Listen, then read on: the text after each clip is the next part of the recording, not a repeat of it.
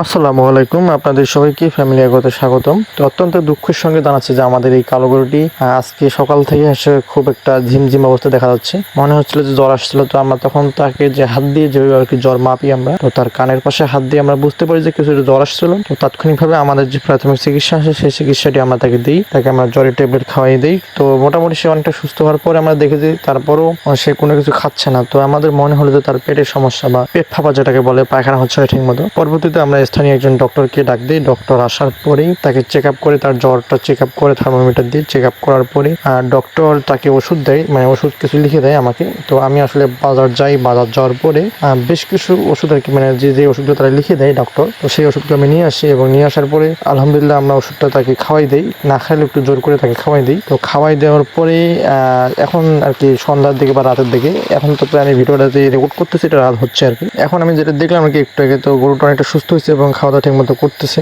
আলহামদুলিল্লাহ অনেক ভালো আছে।